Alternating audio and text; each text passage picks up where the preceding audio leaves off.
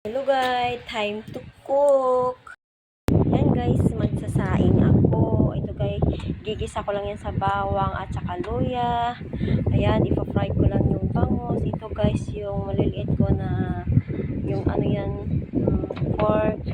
Igigisa ko siya dito sa bell pepper. Ayan, isasawsaw ko lang sa toyo. Ayan guys, yung talbos ng kamote at saka yung okra.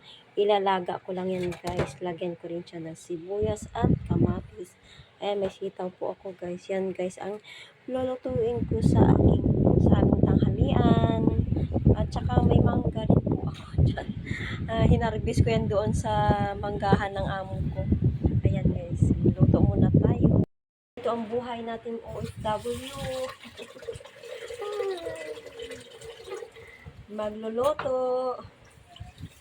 Ayan, magsasaing muna ako guys. Ayan, dalawang taka lang ito. Hindi naman ako masyado kumakain ng kanin pero tumataba.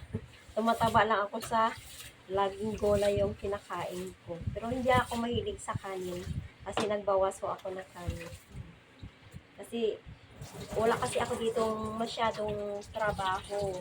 Kaya kumbaga nag-aalaga lang ko sa nanay ng amo ko. Mabakod pa naman siya pero 84 years old na siya, naglalakad pa naman at ayun sobrang taba niya rin. Kaya ang ginagawa ko guys para malibang ako dito, malibang ako. Ayan, nagtatanim ako ng mga gulay kaya sobrang laking tulong din sa amo ko ang pagtatanim ko ng mga gulay. Nakakasave din siya ng pambili. At pag marami din akong gulay, nabibinta ko rin. O di ba, dagdag ipon din. Masisave mo rin yung binta ng gulay ko, tinatabi ko. Ay, guys, o di ba?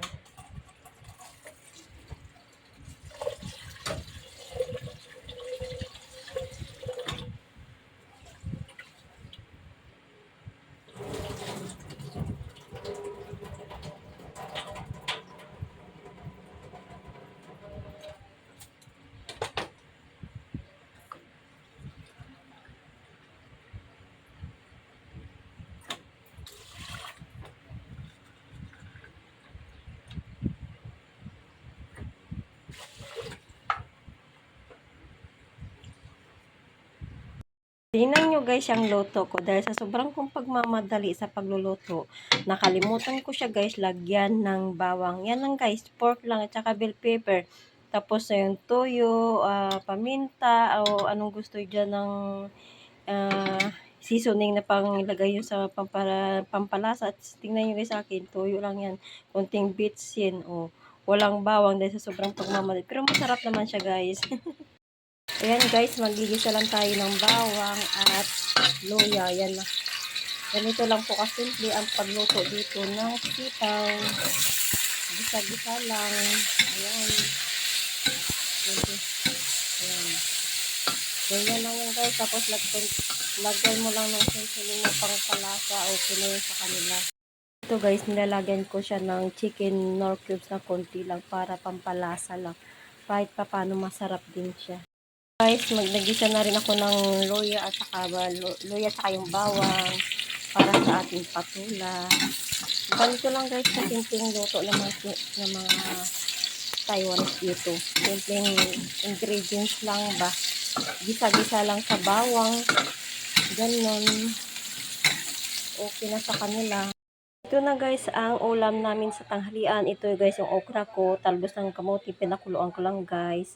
Ito yung sausawan ko sa kalamansi, sibuyas, bawang, may toyo, may kunting paminta.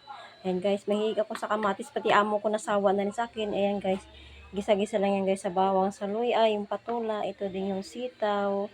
Ayan na po yung, diba guys, ganito lang po guys ka simple yung luto nila dito sa Taiwan. Ito yung paborito ng alaga ko, yung style adobo.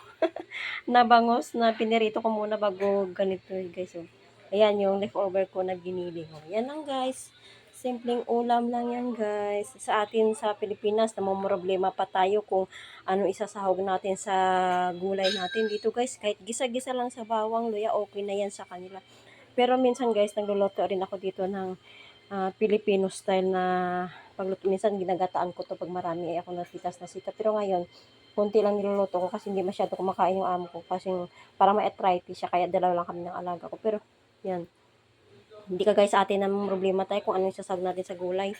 Dito napakasimple lang guys, gisa-gisa lang sa bawang, okay na yan sa kanila. Yan lang po, tatlo lang po kami yung kakain. Yan guys, simpleng ulam sa tanghalian. Kain tayo mga guys. Ito na yung kamatis ko na mahilig ko sa kamatis. Ang sarap. At saka itong talbos ng kamote ko. Masipag ka lang mag-garden, free gulay. Healthy foods.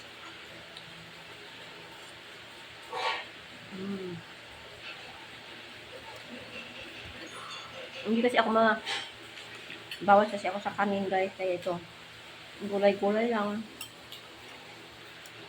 At saka masarap siya. Ngayon wala lang akong buong isda.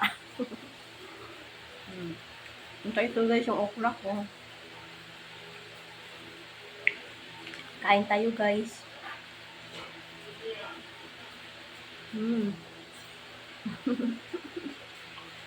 Kain tayo.